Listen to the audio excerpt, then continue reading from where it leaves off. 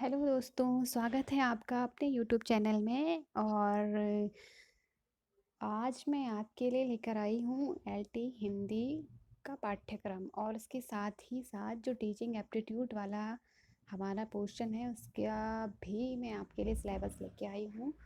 तो I hope आपको ज़रूर अच्छा लगेगा। दोस्तों, अगर आपको पसंद आए तो प्लीज़ लाइक, शेयर और सब्सक्राइब ज़रूर कीजिएगा।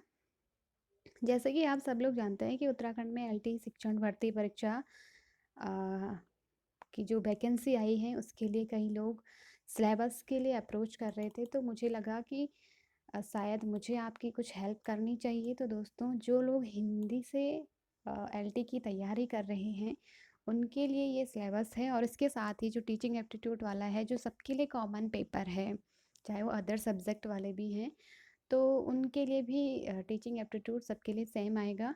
तो उसका भी मैं आपको अभी सिलेबस दूंगी। तो सबसे पहले हिंदी का देख लेते हैं। इसमें है हिंदी वर्णमाला सबसे पहले। दूसरा टॉपिक है हमारा हिंदी शब्द रचना। ठीक है, हिंदी शब्द रचना से भी आपके पास प्रश्न आएंगे। इसके साथ ही आपके पास वाक्य भेद, मुहावरे, लोकोक्तियाँ, यहाँ से क्वेश्चन आएंगे। देवनागरी लिपि है आपकी, और साथ ही हिंदी साहित्य का इतिहास है, पद्य साहित्य और गद्य साहित्य इसमें पूछा जाएगा। तो इसको आप बहुत अच्छे से पढ़ लीजिएगा। काव्यांग परिचय, ये भी बहुत इम्पोर्टेंट है। काव्यांग परिचय में रस, छंद, अलंकार है, और इसके साथ ही हिंदी कविता, रस, छंद, अलंकार हो गया। हिंदी कविता है भक्तिकालीन, रीतिकालीन। ठीक है, तो भक्तिकाल, रीतिकाल ये भी आप बहुत डीपली पढ़ना पड़ेगा, क्योंकि यहाँ से बहुत ज़्यादा क्वेश्चन पूछे जाते हैं। सगुण काव्यधारा, निर्गुण काव्यधारा हो गया, तुलसीदास, कबीरदास, और रीतिकाल में भूषण, केशव, मतीराम। ठीक है, घनानंद, ये सारे आपको पूछे जाएंगे। इसके बाद हिंदी कविता पार्ट 2 में वर्तमान जो आधुनिक हिंदी साहित्य से है उसमें जैसे भारतेंदु युग से हो गया, द्विवेदी युग है, छायावाद कालीन है, और छायावादोत्तर युग, जिसमें आपका प्रगतिवाद, प्रयोगवाद, नई कविता, उसके बाद वर्तमान जो समकालीन कविता है, वो सारी चीज़ें आपको इसके अंदर पूछे जाएंगे। इसके साथ ही हिंदी गद्य है। हिंदी गद्य में आपके लिए जो गद्य की विधाएं हैं, निबंध हो गया, आलोचना हो गया, आत्मकथा हो गया। ठीक है, तो ये सारी चीज़ें इसमें आएंगे। नाट्य साहित्य, जो नाटक हमारे हिंदी साहित्य में जो लिखे गए हैं, तो यहाँ से आपके पास क्वेश्चन बनते हैं। जैसे भारतेंदु के नाटक हैं, और जयशंकर प्रसाद जी ने जो नाटक लिखे हैं, तो उनसे हर बार क्वेश्चन बनते हैं, तो उन्हें आप बहुत अच्छे से पढ़ लीजिएगा। इसके बाद कथेतर गद्य। कथेतर गद्य का मतलब होता है कथा के इतर जो साहित्य मिलता है, ठीक है, जिसमें नवीनतम गद्य की विधाएं आती हैं, जैसे रिपोर्टाज हो गया, और आत्मकथा, जीवनी हो गया, डायरी हो गया, संस्मरण हो गया, यात्रा वृत्तांत। तो ये सारा कथेतर गद्य में आता है। ठीक है, अगला लास्ट है रेखा चित्र एवं अन्य विधाएं। तो रेखा चित्र, और जो महादेवी वर्मा है उनके रेखा चित्र आप पे आपको पूछे जाएंगे।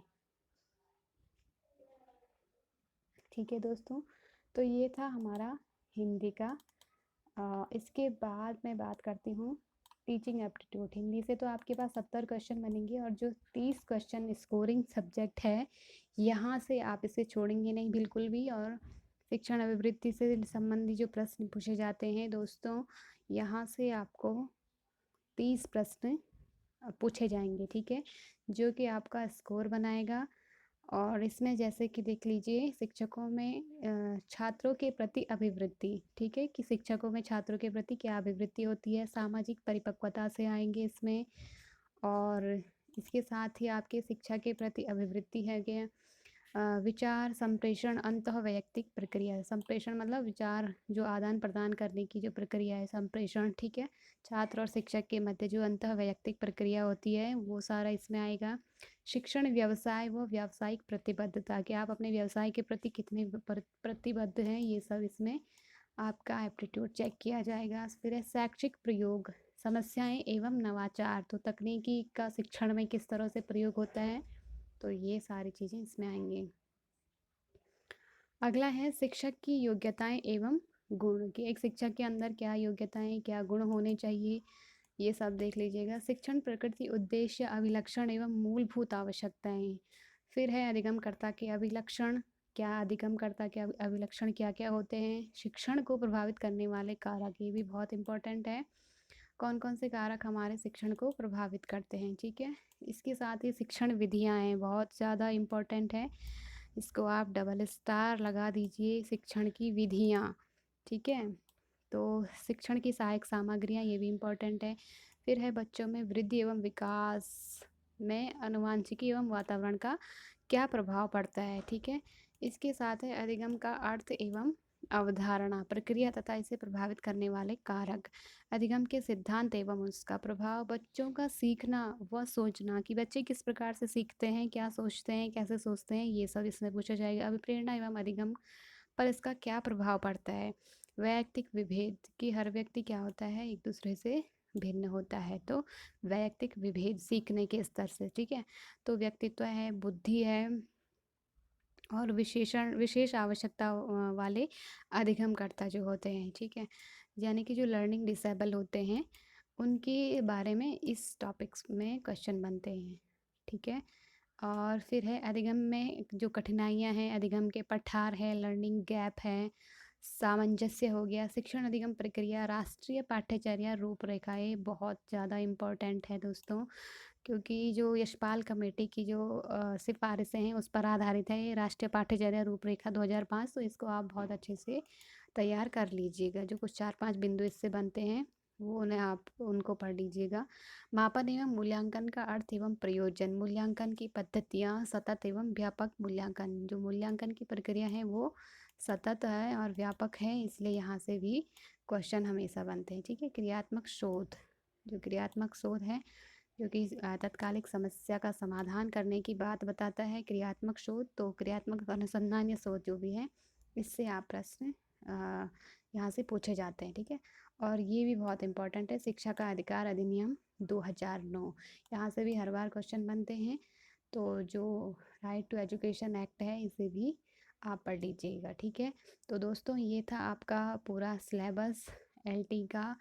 और ये वाला जो पेपर है टीचिंग एप्टीट्यूड वाला, ये सबके लिए कॉमन होता है और सबके लिए सिलेबस यही रहेगा, ठीक है?